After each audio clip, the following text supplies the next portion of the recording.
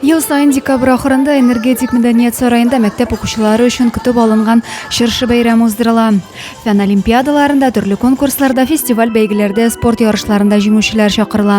Быел да муниципаль чыршы бәйрәменә 500 укучы килде. Әтиләре мобилизациягә алынган балаларның да чарада катнашуы игътибарга лаек.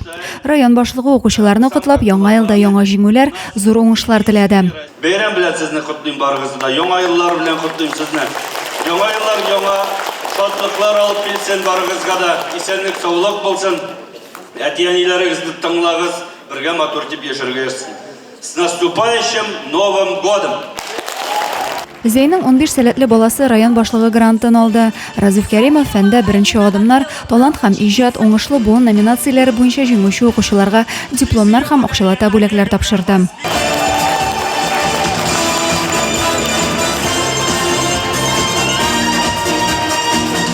Район башлыгы белән истәлеккә төшкән фотосурәт укучыларны тагын да зуррак үрләр яуларга өндәп торачак. Чыршы бәйрәменә килгән һәр укучыга Кыш бабай күчтәнәче тапшырылды.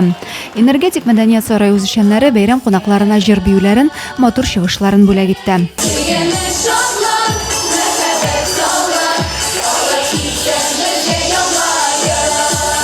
Адилә Борханова, Александр Тимофеев, Максим Майоров, Зей хәбәрләре.